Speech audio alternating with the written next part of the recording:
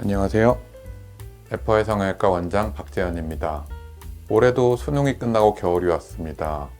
성형외과에서 가장 많은 겨울 시즌에 많은 눈 성형, 코 성형에 대해서 다양한 질문들이 올라와서 오늘은 그 한 가지씩 궁금하신 부분에 대해서 답을 드리려 합니다. 성형 수술을 시작하면서 가장 많이 고민하는 눈 성형과 코 성형, 보통은 한 가지만 하는 경우도 있지만 같이를 원하는 경우들이 많습니다. 무엇을 먼저 해야 되느냐, 아니면 동시에 가능하느냐 많이 물어보시는데요. 얼굴 형태에 따라서 눈 성형, 코 성형에 같이 필요한 경우는 같은 날, 같은 계획하에서 수술하는 것을 더 권장합니다. 물론 수술 순서는 눈 성형을 먼저 하고 코 성형을 하는 것이 좋습니다. 코 수술은 붓기가 발생하기 때문에 코 성형을 먼저 하고 눈 성형을 하는 것보다는 눈 성형을 먼저 해서 모양을 만들고 거기에 맞춘 코 성형을 생각합니다. 같은 날 하는 경우에는 붓기 또 회복 기간도 단축시킬 수 있고요. 시간을 많이 빼지 않고 같은 기간 내에 회복을 할 수 있어서 좀 더 장점이 있다고 생각합니다. 물론 두 수술을 같이 하면서 회복 기간적인 이익도 있지만 비용적으로도 약간의 줄여드릴 부분이 있습니다. 보통 수면 마취를 한 번에 하는 것보다는 두 번에 하는 것이 비용이 더 나가는데 수면 마취 비용도 줄일 수 있고요. 또 시술 후에 경과나 약제비 등등도 절약할 수 있어서 두 개를 같이 하면 비용적으로도 물론 이득이 있습니다.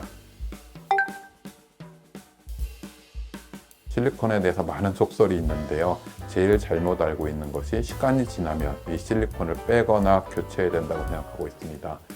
실리콘을 사용하는 이유는 우리 몸에 들어가서 가장 안정적인 재료고요. 코수술이나 다른 실리콘 보형물을 사용하는 모든 실리콘은 평생 몸 안에 가지고 사는 것으로서 큰 문제를 일으키지 않는 한은 교체하지 않고 계속 유지하는 것이 맞습니다. 코끝 성형이 발전하면서 많이들 고민하는 것이 처음 수술해 놓은 것 대비 점점 시간이 지나면서 코끝이 떨어지는 경우를 많이 볼 수 있습니다. 실리콘만으로 한 경우는 대부분 다 떨어지고요. 이유는 얼굴 표정과 코끝을 내리는 근육 때문에 사용하면 사용할수록 끝이 떨어집니다.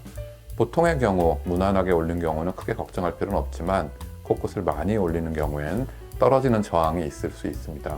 따라서 코끝을 충분히 올리는 수술을 하는 경우에는 간단한 실리콘과 기형볼 뿐만이 아닌 이 지지대 역할을 해주는 지지대 콧대 성형을 따로 해줘야 코끝이 떨어지는 것을 막을 수 있습니다.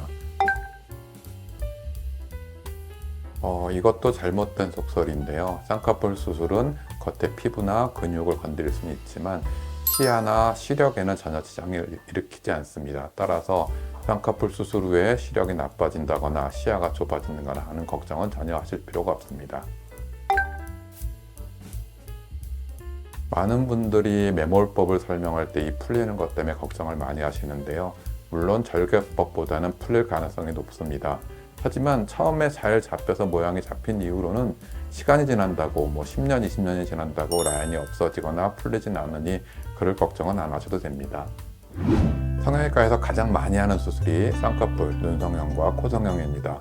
많은 분들이 다양한 매체에서 다양한 정보를 얻음으로써 궁금한 부분도 많이 있고 그 부분을 많이 해결을 하는 경우가 있는데 잘못된 정보가 너무 많습니다.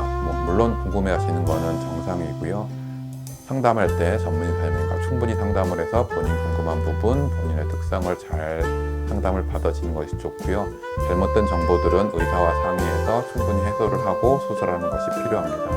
꼭 여러 병원에서 다양한 방법으로 상담을 해서 충분한 정보와 정확한 결정을 한 후에 수술을 결정하는 것이 가장 필요합니다.